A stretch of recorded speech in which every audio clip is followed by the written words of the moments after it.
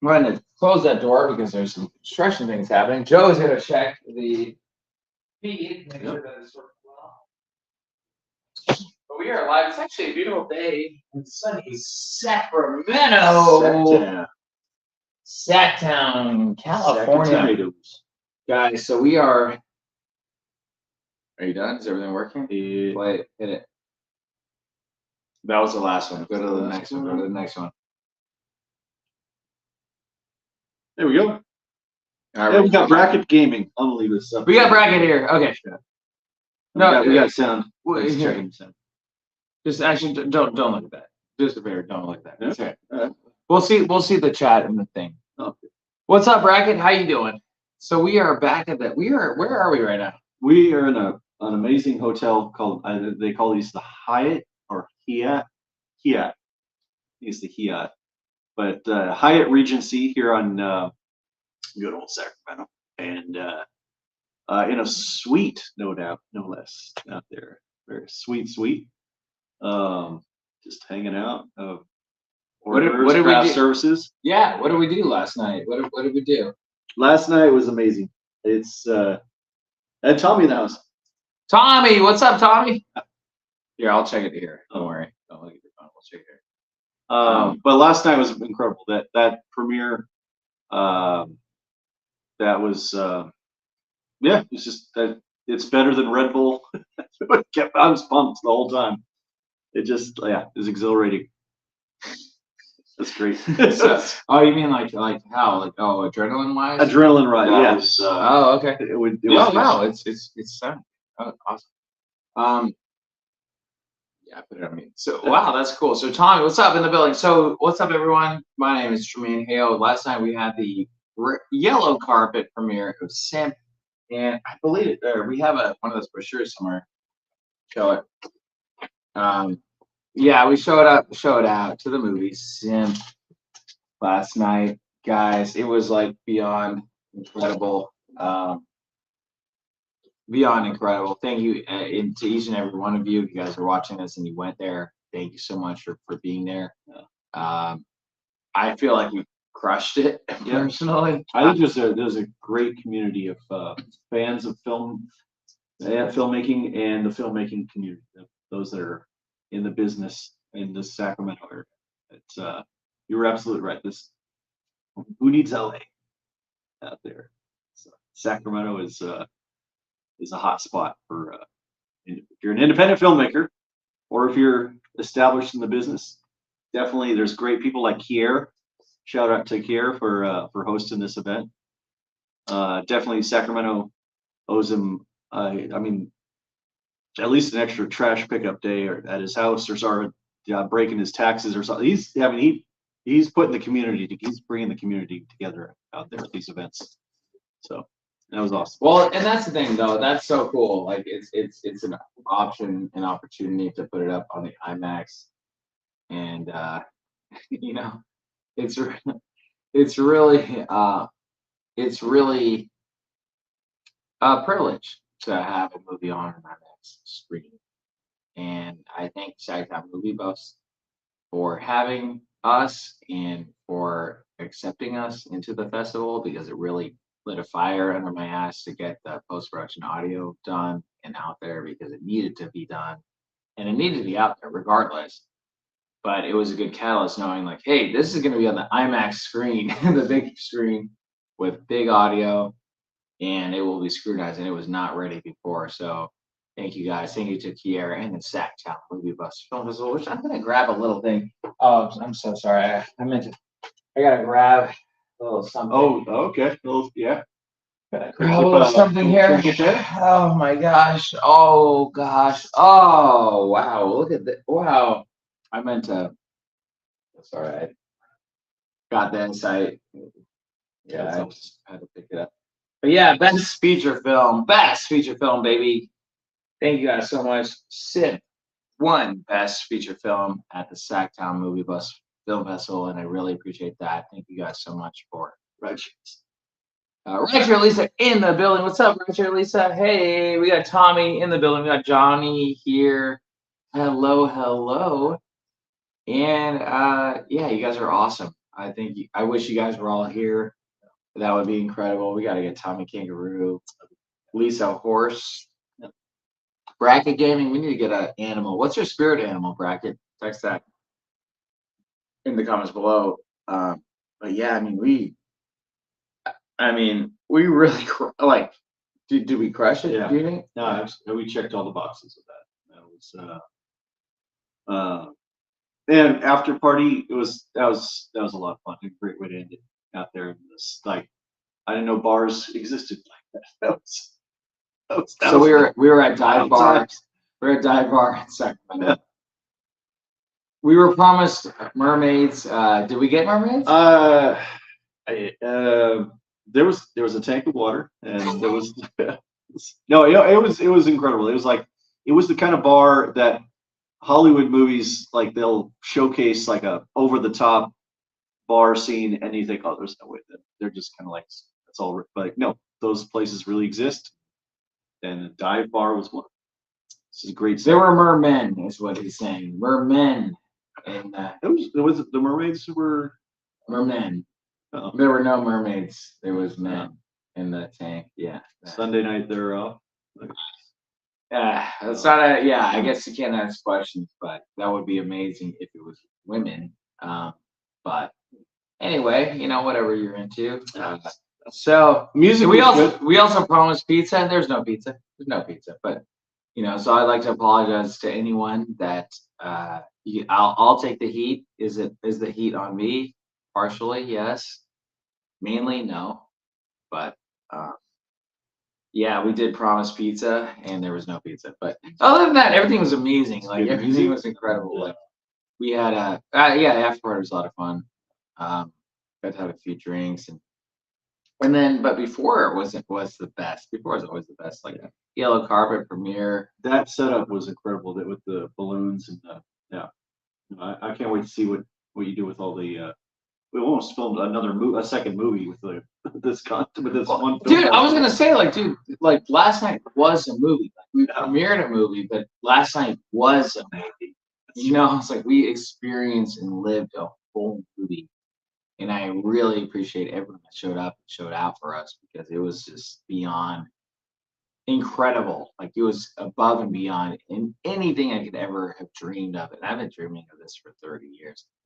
So like, you guys don't realize, like, anyone who doesn't realize that when you're going after a goal or a dream, like something that you wish to attain, and we accomplished it, and you have to work up your freaking ass off to do it right. I can't just show up and throw up I couldn't just like put the poster on an easel and say, hey guys, watch my movie. It's like, no, like, we need a yellow carpet. We need a 7 repeat. And what Mike Markoff, I think earlier, was saying is that it deserved a big premiere. It deserved something. These movies deserve this. You know what I mean? Like they deserve the fact that they deserve a big premiere. They deserve people to come out. They deserve a great platform for the actors to be on. They deserve a red carpet or yellow carpet to be on and to have fun. And one of my favorite things was, like, all the filmmakers that I met that were part of that event. They were just like, everybody was just really happy to be there, really down to earth, and like, it's like you can ask them questions about, like, how cameras did you use? What did you decide, like, your influences on this stuff? Everybody's just like really thrilled on it. It felt like if you see, watching like Academy Awards every year, since I was a kid, and it was like, oh, that's an amazing show that they put on, but it feels so inaccessible on that. They put it on such a high pedestal, and it's a big deal on that, but I think these film festivals with the indie filmmakers, like, that really, like, it kind of inspires people that aren't, that like ever like had the idea of, like, the dream of becoming a filmmaker. Like, no, it is possible. There's people out there that are like, they all got their start somewhere and everything. No, it's just great. Well, there are people that are out there. Those people do exist. that's Who are those people, Joe? I shout out to Jack Alejandro Young. The Contract. I think that was one of my favorite short films on Saturdays. They do all the short films. That one is just unbelievable. It was like they're bringing back. It was a take on like Army of Darkness. Like his influences were like basically my childhood of like movies, like Sam Raimi films kind of thing. But it's like he's an exorcist, but he's also this kind of badass, like just in there. He's like you guys would say, well, he's an exorcist, but he's also this. He's an exorcist, but he's a barista. That's like what else is Escape from LA. That was Who was in charge of the pizza? Well, we can't talk about that. That's all right. I was told the pizza was on the way. Then they're like, "Oh, there's no pizza." Actually, it's funny. You should talk about pizza. There's no pizza. They didn't charge you for the. I hope not. Oh, good. No, good. I hope not. Yeah, you can't get charged for something you didn't get. But it was. I was hoping you would say when I said who are the real filmmakers here that you said me, the person that's right in front of you. That was incredible. Being a part of this project and. Yeah, definitely. Tremaine is like a great example of like when I'm talking about the filmmakers that they just power through no matter what. Don't let anything stop them. They're gonna make this thing and make it happen, and he does. Did you watch the movie? I did. Oh, yeah. What did you think of the film? That was Mike Markoff, and so lucky to have that guy in this project. He's awesome. He's definitely great. And Brooke was also incredible out there. And has Brooke been how many? She was. I think you mentioned that she doesn't have a lot of projects before this, or she's kind of new to the game, or yeah, mainly new. Yeah, she did a great job on it. It was awesome. It was a great start for her her career out there. So. And Mike definitely kept that tension going. With it shows that he could have that kind of like uneasy dark side. And also the character in the movie. Character Dan. That was great. It was a lot of fun. When does SiMP hit the theater? Well, it hit the theater last night, Tommy. Yeah, no, and the audience, yeah, it was it's a pretty full house too. On that. And I was in like the front right section. I guess you were kind of closer to the rear left, back left. I was back middle. Back middle. Yeah. I was back middle. I was sandwiched between. There was myself, and then Mike, and then his fiance, and then on my right I had Brooke, and then her fiance, or not fiance, boyfriend. The people that I was sitting around that I overheard the comments and everything, everybody thought that was they loved the that solstice scene. I won't give it away, but it's like they all seem to be having a good time there. So you were sorry. I was in the front to the right. In the very front? Yeah, where you walked. Why were you in the very front? The film stuff? Yeah, I was gonna set up for the awards after, and then that was the shot where I was. And so what did it look like super up close on the 6-story? I know that's screen? Yeah. I love IMAX. That is great. What did it look like? Was it good? Yeah. Oh yeah. I mean, that's a massive 4x3 6-story screen, and they use 70mm film for that. That's 235. That's SiMP was shot in 70mm. I'm joking. I can't even say it was straight face. It was not. Yeah. But I mean, yeah, most IMAX projects today are shot digitally anyways, but they're based on a full frame sensor that's like VistaVision back in the day. But so movie theater 35mm film goes through vertically. imagine like taking movie theater film and then running through horizontally, and that's IMAX, a 70 millimeter. No, you would actually a larger piece of they use medium format size photography film going in horizontally through a camera. They're really IMAX cameras are really loud, but so that's where you get this crazy resolution on it stuff. So hopefully they get the resolution to be a lot better with a smaller camera. Like that's my biggest gripe is like I admire Christopher Nolan for filming shooting on film, filming on IMAX. But like if only the camera was a bit smaller and less loud. Because that adds everything. Because with a loud camera, think about it. Like you have to ADR everything. If we have a loud camera, great. None of our stuff is you know you can't even salvage what you're talking about. Right. So if you're talking about like actors' performances, you want to get it raw. You want to get it where they're at on set. And you want to get it there. You know. So like. They have to ADR. Like Oppenheimer was probably, I think, 90% ADR.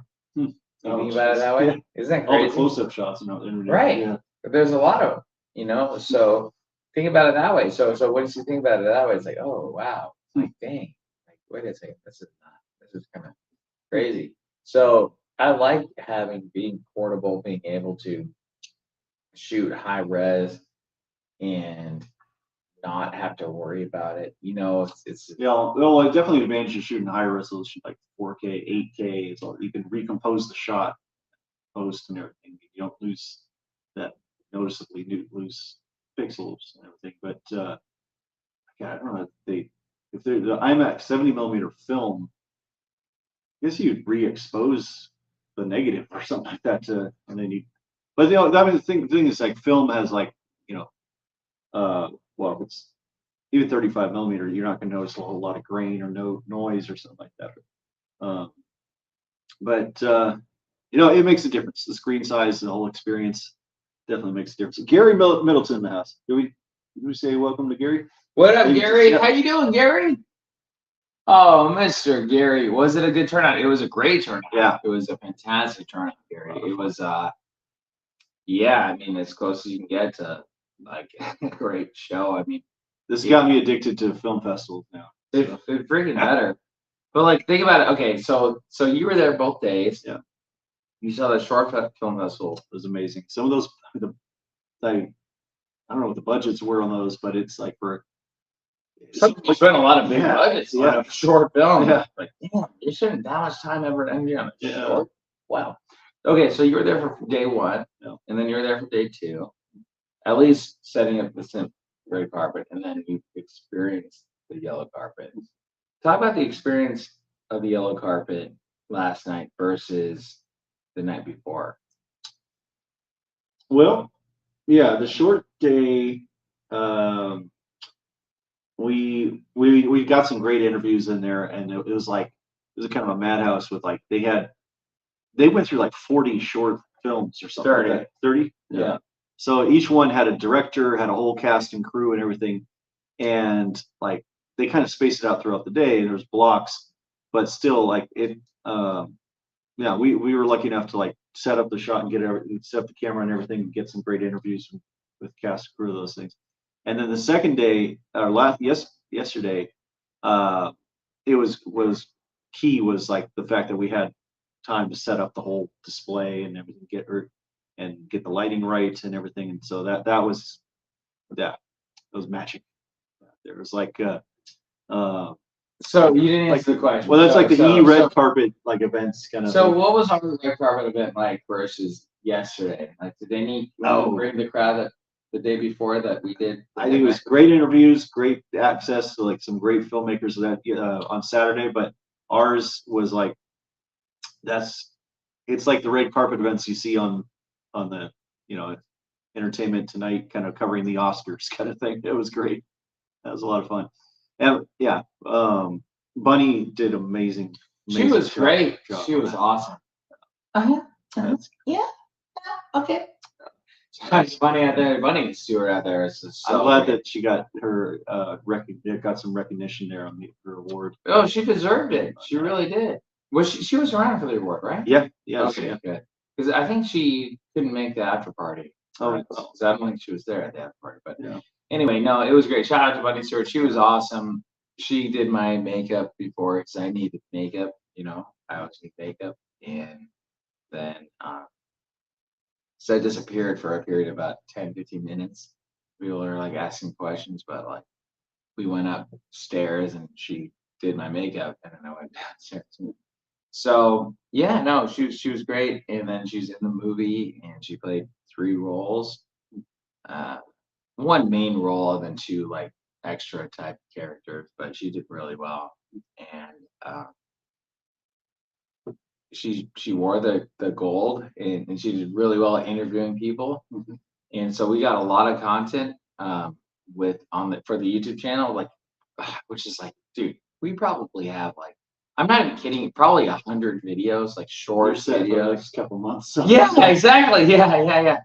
Well, Yeah. and you mentioned like that you found there's actually a program that'll automatically take like you just upload the whole footage, it'll automatically cut it into shorts, and TikToks, and Yes. stuff. That's cool.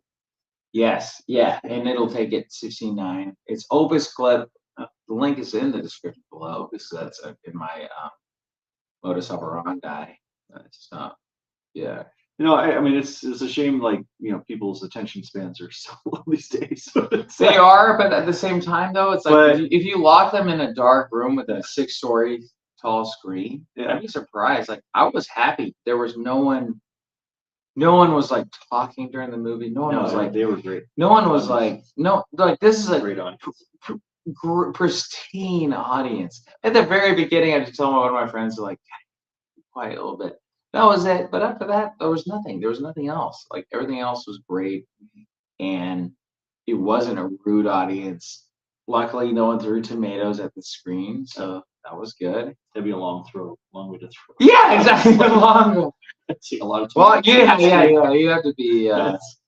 I'd say Derek Jeter, but he's not a pitcher. Who's a pitcher in the MLB? You'd have to be a pitcher in them. Yeah, you have to be a pitcher in the MLB to actually hit the IMAX screen. So. Yeah. I mean, it's that presentation is goes a long way, and I think like this film festival, what Kier put together for the whole event for all the filmmakers was like like you said, like this has been a roller coaster for you with this production of stuff. Like you're slammed on these 16-hour days, 9 days in a row, and everything, filming, and then post editing, all that stuff, all the late nights and everything, working on that, and and then it's like it just kind of there's kind of a quiet time after all this all this energy and everything, but then like on a film it's like it's okay, oh, now it's time to premiere and like all right, hit the ground running. But this is like one of those things that re-energizes you as a creator out there, I think. And like Kier, like that's what he's doing for like the film community in Sacramento, which is, I think, is incredible out there. I think we all owe Kier and those like him that produce these film festivals, and of course the audience that are fans of this artwork. And Who got the audience there? then that was that dude. I think that was great. Their all the tickets that you said, like, you know what, give me 50 seats. Actually make that 100, and then Actually made that 150. and 150. Hey, Paulie in the house. Paulie Shore in the house. Paulie, what's up, Paulie? Yeah. Well, yeah. So I don't That's know. incredible.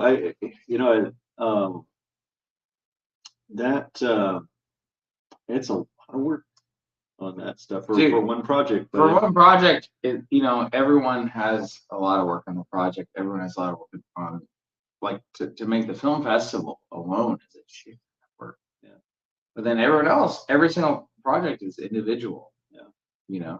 It's individual, and it shows you gotta have a passion for this stuff.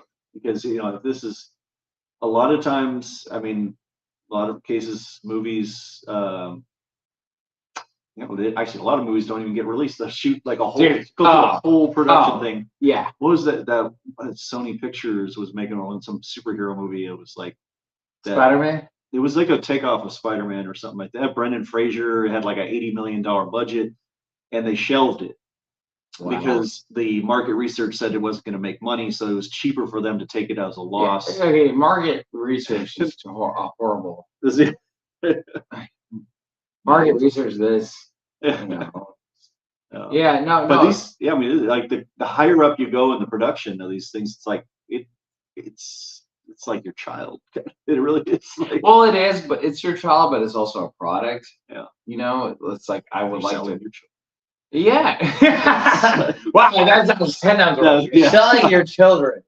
It's a child, but it's also a product. So you're selling your children. Yes, yes, I am selling them for top dollar. I'm selling my child.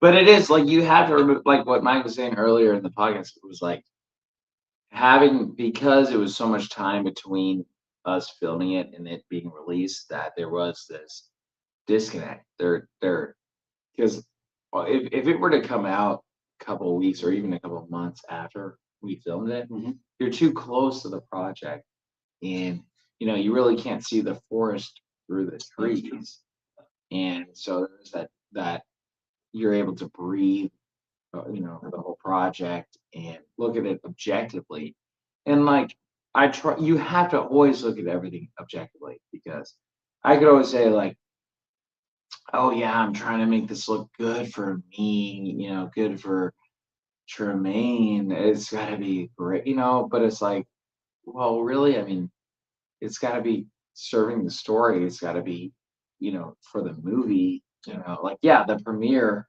we had a yellow car, we had an amazing yellow car. The more I'm thinking about it, it's like, dude, who else does this? Does anyone else do this? No, no one else does this.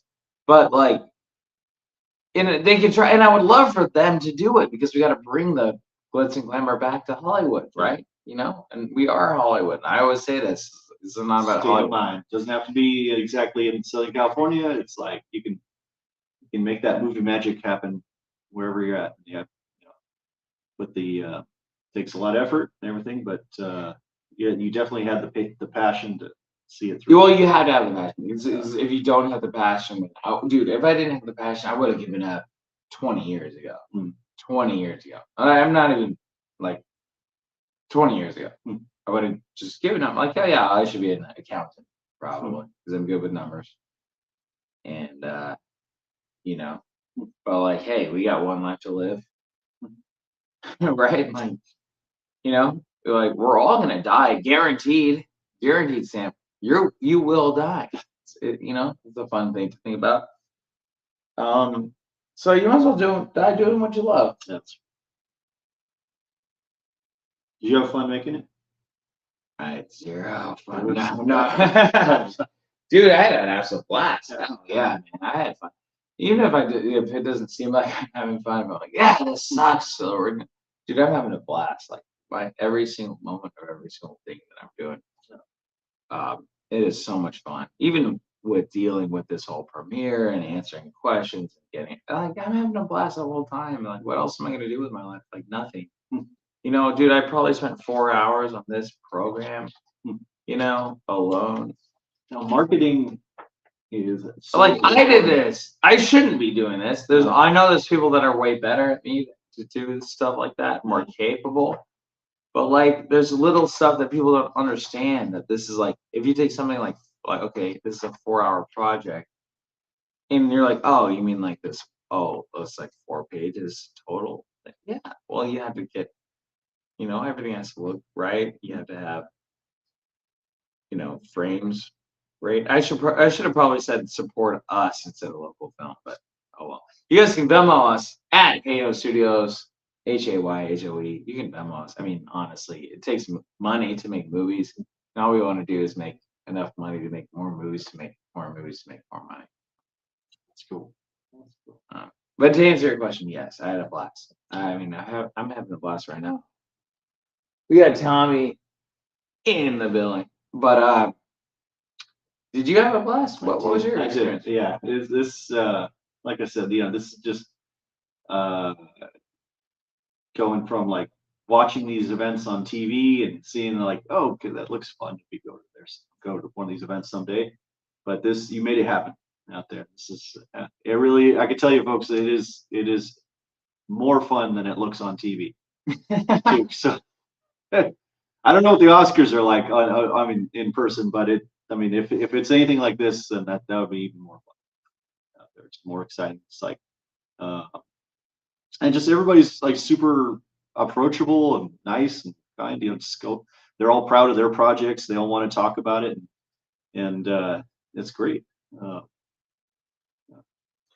Well, that's the thing, man. It's like put their heart and soul in all these things. yeah, you realize, and like when I got there, I realized that these short films were a lot better than. Oh, there's some, yeah, but even Were the there ones, some rough ones? there were, there was some that like there. I think um, they had a student film section, that like it was clear, okay, they shot on some smartphones or something like that, but still, I mean, it like uh, they're they were they proved to be legitimate filmmakers by like they made a feature, they made a short film, they released it in a screen debut, and I think they were just as happy and proud to be there as like as all the teams that were like investing a couple $100,000 into this thing, and it's like, and it's yeah. What about you, It's man? great. Would you ever want to make a feature? I do. I would really like to. And so I was telling you before is like uh, that I'm a huge fan of like the history of films on this stuff. So like going back to like the days of Edison, George Méliès, and 1890s, 1910s, 1905s. D.W. Griffith made over like 1,000 films in his life or something. Yeah, that doesn't count though. But they were, Like, granted, like they were like 5 If you minutes. want to count that, I've made 3,000. That's yeah. No, I'm not. Well, no, yeah, with video, yeah, YouTube, because his YouTube and videos. early days of silent films, they were like basically YouTube shorts. Right. Some of them, Yeah, it went exactly. like Yeah. a 30 to 60-second Edison, kinescope thing, or Nickelodeon. It's to a 5 minute to 10 minute, voyage to the moon kind of thing, and it wasn't until D.W. Griffith was like 1915, The Birth of a Nation. That was like one of the early, really long films. It was like over being over an hour. The idea they thought like people wouldn't be able to wouldn't be comfortable sitting in a theater watching a movie for more than like 10 minutes, but but they proved that wrong, and yeah, and yeah, like Kiara was saying, they've been doing film festivals since the 1930s out there, since the early days of this stuff, and so this just built this whole kind of community together about it. So let me ask you this. So did you feel like last night was a big film festival community type thing? Like the community came out, the film festival community came out to support. Absolutely. Yeah. Yeah. I think everybody there was a fan of this product, and there was a lot of the audience was probably friends and family members of the crew, the product, the films debuted, the short films and the features and everything. But then, I was chatting up with a couple people that were like, they just go to film festivals because they like seeing this, they never know, like, seeing these creators that are on the rise. Like everybody has their start somewhere. Quentin Tarantino, maybe like, he did Reservoir Dogs, but it was the huge, and he got like, pretty well funded because he got Harvey Keitel in it, but Kevin Smith, And Harvey Weinstein. And then yeah, similar time, I think. Yeah. But for like 25 years. Almost.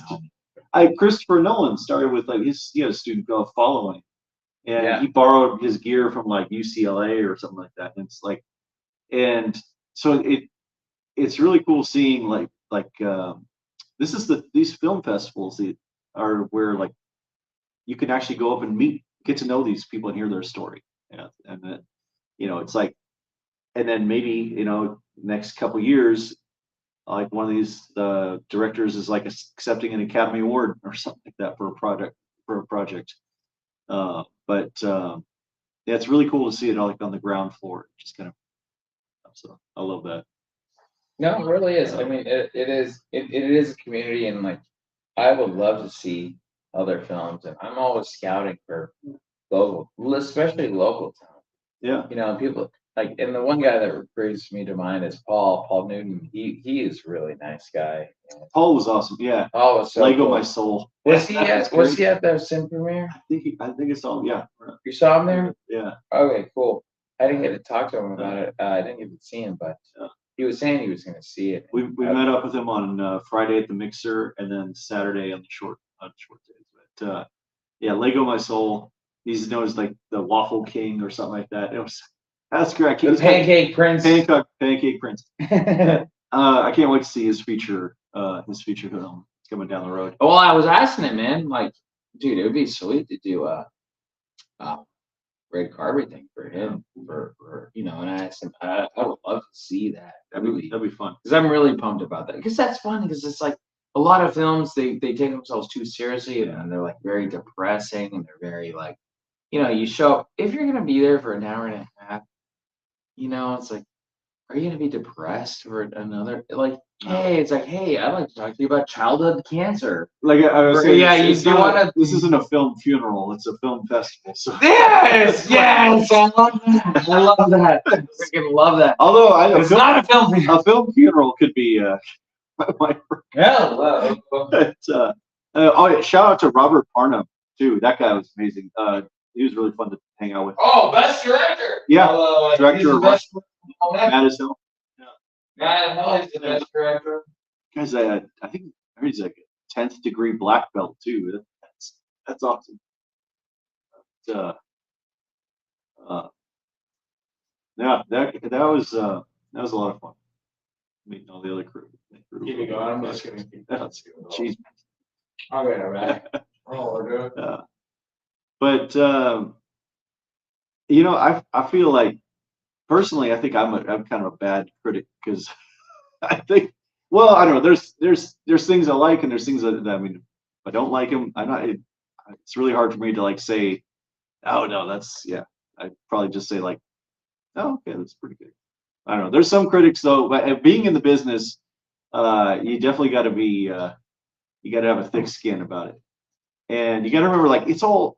You know, I mean, there's no right or wrong about this stuff. It's all arbitrary. Some people are, you know, Andy Warhol is regarded as like kind of, you know, a legend in certain you know, artist circles and filmmaking. But he shot a 24-hour movie about the Empire State Building, or a 10-hour movie about somebody sleeping or something like that. And it's like, but the thing is, like, there's no right or wrong. It's just there's people that are really into it, that were exactly what they were looking for. You know, there was a movie, it wasn't Andy Warhol, but My Dinner with Andre, and is regarded as like, you know, this legendary, just a 2-shot of 2 people having dinner, and their conversation goes through the entire meal. It's about 2 hours, and people love that movie. And then some people hate that movie. And then which one's right? Well, it's, you know, they both saw the movie hopefully and bought a ticket for it. So, but you know, it's art is really subjective on this stuff. And you know, you look at like a Banksy selling for, you know, $5 million, and it's like a spray painted picture of, you know, a girl holding a balloon versus, you know, somebody who took like, you know, 3 months to paint a huge landscape or something, a mural, and that one's going for like, you know, maybe a couple $1,000s. It's, you know, is one better than the other? It's like, well, one was more financially successful, but there's tons of films that were not financial successes that lost money, and they're still like hidden treasures. You're absolutely right. Like, you can have like a Rembrandt-esque painting that is up for sale and sell for like $200, right? Yeah. Or you'll have a painting that's a blank canvas and then a one swipe of black paint, or one or two swipes of black paint, and it sells for $3,000. Yeah. And I've seen these paintings. I've seen this. I'm spilling my own drink, but like, dude, I've seen this happen where it's like, dude, this is a joke. Yeah. Like, it's almost like the less you think about it, the more. I mean, the money's important. It's not saying like, I mean, it's like obviously you can't make this stuff without a certain amount of investment. And to keep the dream alive, that it's like it's got to be profitable. But it doesn't validate like I think I think there's an audience for everybody out there for everything. YouTube's proven that because I swear to God, going back to SiMP. live streams of those bird watching live streams, like the bird's not even in the nest, and it's just like an empty nest. There's like 1,500 people Nest watching stream. an empty nest. So it's. But hey, that's interesting. That actually is interesting because that is the way to live stream. Because if you're gonna live stream, you might as well live stream something that Yeah. if it's nature, if it's like, dude, I would watch crocodile eggs hatching. Yeah. Crocodile eggs hatching 24/7. That I'm in. Or like I would put it on. Oh, is this crocodile gonna hatch? Because the crocodiles, I guess they lay eggs, right? Do they? I don't even know. There's super dedicated followers to those channels, the bird channel. Like just people like they follow them, they give them names, they have like fan pages for. It's like it was pretty deep on that, but again, yeah. So it's not. Don't get hung up on like if you're you got nothing original to say, or if you don't have the right gear or anything, a toolbox fallacy. Or if you're a loser, if you're a deadbeat dad that beats his children. all you got is like a used smartphone. Hey, that's like you go out there and shoot on it, and you're good. You're in. And it's about connecting with that audience, and that's where like the marketing stuff can be equally as expensive as the production of the movie. I would say probably spend more. Is it like, more? Honestly, like because say you had $100,000 to make a movie. What would be your? Well, okay, 50K production, 50K marketing. Yeah, at least.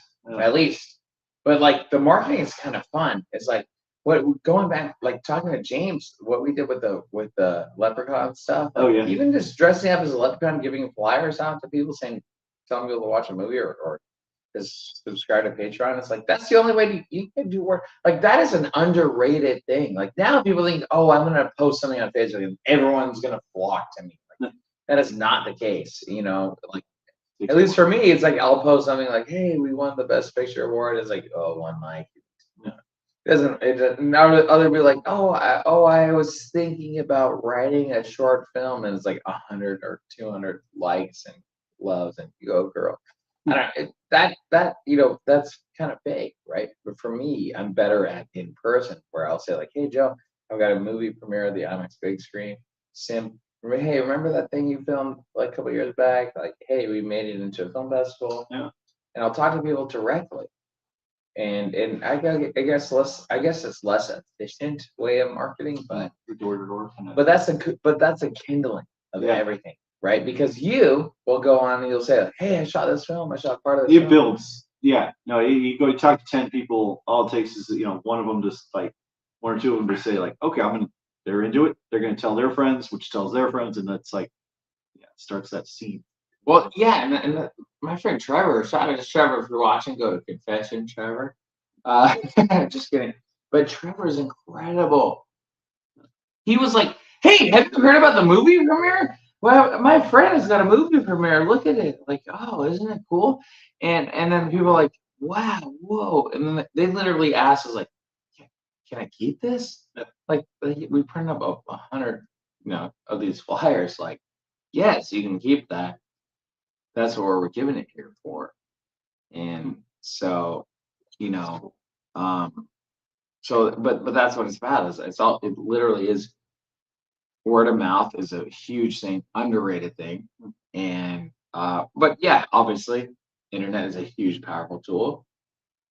You do the in-person marketing for kindling, and then you put a lot of money between targeted ads online that we could really blow up. Yeah. Well, finding that audience. So, I'd like food. Yeah. It's like you don't know what your favorite food is.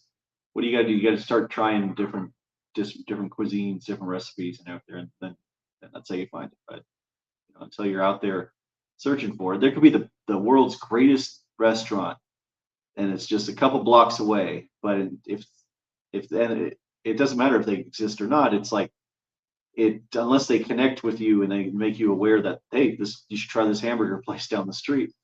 So Yeah, my friend Brian, well, I'm not sure if he was there last night or not. I'll have to follow up with that, but he does marketing, and he goes, P.T. Barnum said, you can have the greatest show on earth, but if you don't market it, do you know what happens? It's the worst thing in the world.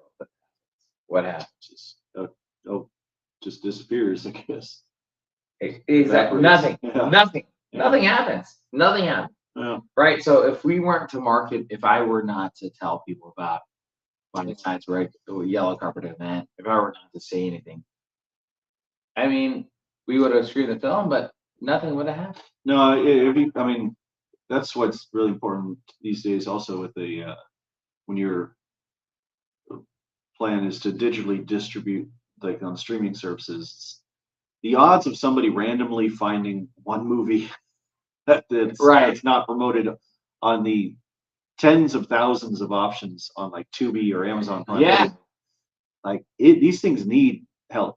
They need the kindling. Right. And that's like I say, this kindling is like the kindling is the people that we know, the friends, family members that are searching for it, because that will spark the algorithm to actually do it. So it's like, what can we do? Even though we're outside the algorithm, we don't have the codes or whatever they're doing. We don't have that. But if people are actively searching for the same thing, we have like a good amount of people actively searching for the same thing, then it will spike that. And that's how that works. For rideshare is doing a lot better now because there's way more movies around the same subject matter. So, there's a killer rideshare driver, killer Uber driver. There's like 30 of them now. When I first came out, I was the second one, and then now there's like 30 at least. So if someone watched one of the feature, whether it's great feature, whether it's terrible, it doesn't matter because they will be recommended rideshare in that whole thing. So, and that helps me. And that's what people are like, well, I don't want to do this. I don't want to do that. I want to promote one movie because that makes other directors look smaller. It's like, no, that's not how that works. It's like, I would love for another movie to be a big hit because it's like, dude, we got to all step our games up, right? We got to step our games up. And like, I set my game up, and I'm hoping Sacramento, you step your game up. If you're working on a short film, make a feature film. Make a feature film. Or make a couple of short films and then make a feature film. But the short films, like there was a couple of them, on Saturday that were like, if the Netflix, if somebody from Netflix or someone Hulu or something, like some of the studios weren't there last night or that night, like they missed out. Because like I hope they're doing some deals of like with these studios of like, we're gonna turn this into a series or a full-length feature. We could and that was a really cool part about it. So that you see like, oh, I remember seeing that and meeting the cast and crew back when it was just a short student project or something. So would you say, Joe, are you more of like a filmmaker yourself, or are you more of a fan? What would you say? I think it's to me it's like those great sushi chefs out there in Japan, land of the rising sun. Like there's people that are like the great sushi chefs out there. They always believe, like they've been doing it for their whole lives. They devoted their entire life to making sushi, and they will they say they could never consider themselves a master. Like they're always learning stuff, but they're so addicted to this, like they're so into this and such a passion for it that they keep going forever. So I think I would love to just have this part of my life in whatever small form I could fit in around a full-time working schedule to maybe someday do do it full time, but just being around it, just being yeah. I mean, I'm child from the '80s, so it's like if you wanted to have if you wanted to be a TV star, and you didn't have connections in Hollywood or something, it's like you might be able to, if you get a couple $1,000s together, might rent a late night PBS broadcast or something like that, a studio for half an hour or something. But it's like now with YouTube, I mean, you look at Live Aid. There was that feed the Live AIDS. Live Aid. Live Aid was Oh, yeah, 1985. Live Aid. Huge, massive rock concert, raising money to feed the starving people in Africa. And It's not my problem. I know. That's problem solved. Look, I did it. Problem is not mine. That's right. Out of sight, out of mind. But at the time, it was like, it was had the largest like synchronized audience, Funny. like live show broadcast. It was the first one, like second broadcast to use satellites to stream like synchronized show around the world. The first was Princess Diana's wedding. Not too soon. Yeah, but Live Aid, 50 to 100 million people around the world tuning in to watch this. Oh, is that all? And and now you got like Twitch streamers that can have like 25 million people in watching some kid 19-year-old playing Minecraft or something like that. It's like we have so much. This might still feel like daunting and like just a huge challenge, but like people forget like how connected we are now and how available the technology is. And like I said, smart camera or smartphone cameras, I'm sure you could make a feature film out of that, and they have done that. So it's look at Paranormal Activity. You can make that on a dash cam, and make it that. Do it. What I'd love to do though is I want to start recreating like I was saying, like the vintage stuff going back to the early 1900s with like source a lot of those lenses that were used back then, and then and really just go full start from scratch before I get into like the more modern stuff. So Joe, is this more of like a passion and hobby? It's a passion and hobby right now. Yeah. Nice. It's I mean, definitely something I feel like. I think my only regret is that I didn't get into it sooner. Emily in the house. Emily in the building. Emily Squirrel. But you took the reins like of this stuff at the right time though, when you're in your 20s and before that. So my first job was at a movie theater in the Bay Area, and last night was that kind of like fun excitement of like being a part of the movie industry.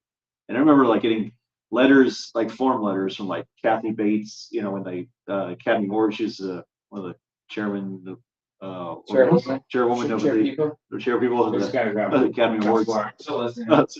But it was every year like they would send us like promo packages for the Academy Awards, and like I was just a projectionist at a movie theater, but I still felt like I was like, part of that industry out there. And then I should have kept on going with that, but now, so I'm glad to I'm glad that there's an opportunity to kind of just to be a part of that. Doesn't matter how old you are or anything. It's so. What are your regrets, Joe?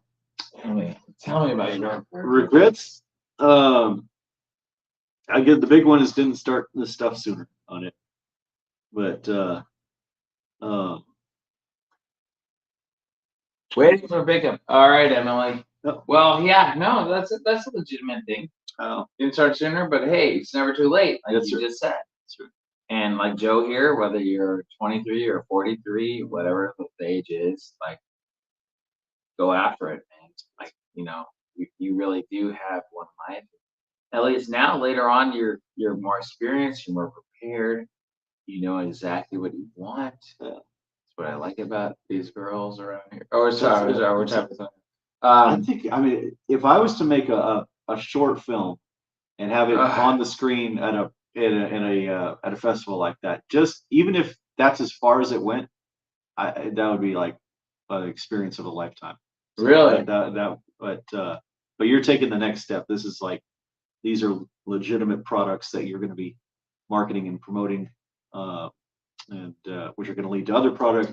Right, and it's everything. like why else do it, man? You know, it's like I could do it all day, but like, well, Yeah. why else do you do it? I mean, unless if it can make money, and that sounds nefarious, but it's like, hey, I want it to make money. I want people to enjoy it. If people can watch it, enjoy it, and if I can make money for all the hard work and effort and money that I raise, everything into it at the same time, then that's a win-win. That's a win-win. Can I ask you, like, how do you deal as a filmmaker? How did you learn to deal with criticism?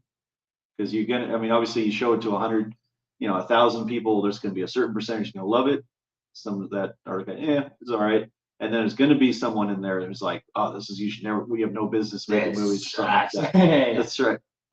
Well, that's a good question. That's a really good question because everyone faces criticism. Yeah. Every movie faces criticism, and any kind of creative expression faces. Right. Whether you're drawing a stick figure or you're drawing the Mona Lisa, it's like you're going to get criticism, Right. And so for me, that's really timely because the first SiMP review was a 3 out of 5 star rating. And it was right before we had the premiere yesterday. I'm like, like that really hurts. It hurts because it's like 3 out of 5. When I say 3 out of 5, what do you think of? Well, like I was saying, I got Uber driver. It's like I would get you deactivated. Yeah, thank you. Right. That'll Like, get you fucking deactivated as one. Even if you gave 20,000 5-star rides, you get 1 3-star You have ride. to maintain a 4.6 as a driver. So even a 4-star, enough 4 stars will get you deactivated on it. So, but so you had that response, and then how did you deal with that? But he does it differently though. But he's like, I'm like, oh man, that's brutal. And like that, I mean, look, his whole thing is overly honest reviews. Shout out overly honest reviews. He did a review on it, and I read 3 out of 5. Damn, that sucks. But then I read the review, and it's like, you would think that it's like the greatest movie ever, or that there's so many great things to take away from it. And I'm like, oh wow, there's like some really awesome. It was a really well written review, the whole thing. But it's a 3 out of 5. So like, but he's like, no. This is how I rate things, and he's like, well, hey, 3 out of 5 is still a great movie under his own circumstance. But like, I'm just thinking about the audience because if I see 3 out of 5, I'm like, all right, well, it's okay, but it's not like gonna give me. It's not, I'm not gonna go to jail. This or I'm not gonna be depressed or it's not a horrible, but it's not gonna be the best. 3 out of 5. 3 out of 5. Like, oh yeah, I'll give you a masseuse. She's a 3 out of 5. And I'm like, hey man, that's great, but that's brutal. That's very brutal. But hey, thanks for the review. I mean, what can I say? Like, you got to stay grateful. I guess even the reviewers that give it a bad review, like that they took the time to check out the product too. The thing is, it wasn't even a bad review. It was like a great, like you can, if you read it, it's a great review. Yeah. And then he says, well, there were some parts where acting felt wooden or they felt delivered. And I'm like, okay, that's fair. That's fair. But he didn't mention which parts or who. And then said like, yeah, no, it's like a 3 out of 5. And I'm like, oh man, like, I don't know, 3.5. I feel like it's fair, even with like, I don't think it's lower than a 3.5. It's not lower than 3.5 out of 5. What would you like? I'd say like important. I mean, you don't let that, like, you don't get hung up on the I mean, yeah, 3 stars. It sounds like it would be an average. Like, oh, it's an average film. It was wasn't great, wasn't terrible, but it sounds like the text of the review was like, oh no, you should see this movie. It was really enjoyable or something like that. But the star rating alone, that's where it's tough too. I mean, I remember I think it was a San Francisco Chronicle growing up had a review, the way they rated movies, where they have this little cartoon drawing of a critic in a chair on a movie seat, and if the critic looked like just no expression, it's like an average review. If the critic's like jumping up off the clapping his hands, that's like the other one. And they had a picture of him falling asleep, and then there was one that was just an empty chair, like the critic just left the theater or something. But it was kind of cute, like way to describe like the great films, but you really can't tell. Like you got to think like, well, what's that critic like? What do they like? What films do they like? Because you might I've been watching a lot of old Siskel and Ebert. Oh yeah, I love Siskel and Ebert. Their shows like are all uploaded on YouTube, and they've been doing that thing for At the Movies since like the late '70s, and it's they can be brutal sometimes on their reviews, but they're very like. Well, he made a book. He made the book like Why Your Movie Sucks. Is it right? Yeah, like Ebert made it, yeah. and then shortly after that he got cancer, and then he yeah. died. So it's like for me after making a movie, I got this one review, I think, and it was like this really scathing review, and it was like it was terrible. It was like the worst review you could ever imagine. And then after that, I'm like reading this, and then I'm like,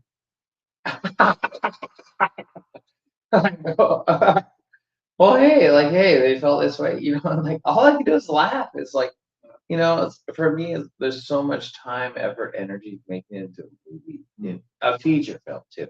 So people are like, oh, I made this short film. I had to film it for one whole day, which equates to 6 hours, 6 to 8 hours, and then we did one extra day, and it was 4 to 5 hours, and then I finished the movie. And it took me 2 weeks. It was a painstaking process. It took me 2 weeks. Oh God, it was so painful. I'm like, this is taking me 3 years. You fucker. It's like if you want to brag about it, like yeah, brag about it. I don't care. If I clock the hours, that'd be great. No, I think like as we were saying earlier, like you gotta have tough skin on this stuff, and if it feels like a grind, that might be a red flag. That obviously everybody has their limits, and it's like I could tell you that on the Bigfoot shoot was super fun. I push your limits, but I was also really exhausted. That's like that was 2 days to shoot. And that was a 2-day shoot. Yeah, that was a small shoot. Yeah, there's no way I would have lasted on a 9-day like adventure on this. 9 days is a short. That's a short. Those are short. Or not. Yeah, 9 days is a short film. Yeah. Even yesterday, I mean, that was yesterday. I did 30 yesterdays leading up to yesterday. But I get a little bit of credit. Not that I want it or need it, but it's like, dude, it's like, well, because people think that it's a physical. People think that people think that I just show up, wear fancy dress, oh yeah, you're just showing up just to make yourself look good. There was a million things. You were directing that whole event. I mean, your segment of that stuff. You were, like you said, you were directing another film. Like just promoting the film was like a job in itself on that thing. So. And to keep, the composure and to be, kind and open to, people that want to talk to you, like fans and everything. It's like, and yeah, that they don't. Well, the thing is, like, a lot of people, they don't see when you see the finished product. It doesn't matter if it's a feature film, a short film, or a YouTube video. Like 99% of the viewers have no idea. Like you may have like to upload a 60-second TikTok. It took 3 hours, like all the effects and editing and everything. It's like they don't see that. They just see like, oh, that was a cool, funny, or that sucked. Like, but it's a physical challenge. It's an emotional challenge. It's a roller coaster, and you're only going to get better if you don't give up. And you're going to make mistakes. Everybody makes mistakes on this stuff. So you don't say like, hey, I really want to get in shape, I want to start working out. You go to the gym and then you start bench pressing to like, 250 pounds or something like that. You go to really the heaviest weight in the room or something, you try to lift it, and you hurt yourself or something like that. And it's like, well, I guess I can't have that. I'm just not cut out for it. Like, no, what do? You go there, you start with the small, easy stuff. You find your limits, and you just be consistent. Yeah, you're gonna feel really really sore after the first couple days and everything, and you go and go back, and it's like, like when I was learning the guitar during the pandemic on the live streams, like it tore my fingers up playing that thing. I could only play for like 10 minutes the first time you come back. You could play for 20 minutes and then 30 minutes. And then before you know some scales and everything. It's like, so you gotta get, perfection through like, well, there's no perfection. It's impossible. Like skill through repetition and you need to fail before you can get it. Like, there you you go. have to go through that. And then as a creator of creative content, it's like when somebody says, you got to be prepared for someone to say like, that was the worst thing ever, and then that was the best thing ever, and it's like you can't live off of like well, yeah. I mean, Clint Eastwood, God bless him, rest in peace. No, he's still around.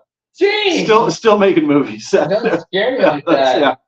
But he's still underrated though. Yeah. But it will be. He says he makes the movies that he wants to see. That's his first. Like that's the first reason why he does it. He still makes a movie at 90+ years old. Dude, Eastwood is such a good. He's still underrated somehow. Yeah. And I think that Eastwood, I know he doesn't have much time left. He really doesn't. Yeah. And he's still underrated in Hollywood. But he could use. My biggest thing is he could use with help with his titles. Oh yeah. Like play Misty for me. Oh. Not a good title. Does he still write his own music? He used to write all his ending songs, I think, or something. Oh, did he? Yeah. Oh, I didn't know. Gran Torino, he wrote the song for that and performed. So Gran Torino. Yeah. That's also not a good title. Then the thing is, like, his movies are great. All of his movies are great. They're ridiculous, but title-wise, Anyway, so I appreciate you guys tuning in. Paulie's here. Emily's here. I'm like zoning out. I didn't take a little nap. Yeah. We got to get Joe out of here. Joe's got to get his stuff back. And thank you so much for hanging out, Joe. Thank you. Did you have a good time? It was awesome. I can't thank you enough for this. Thank you, That was great. Hey guys, click that like button and subscribe for more. Guys, subscribe to us on Patreon because that really makes us work. It oils the wheels that are turning. So thank you guys for tuning in, and I will see you tomorrow morning. Bye. Thank you. Bye. I got to figure out how to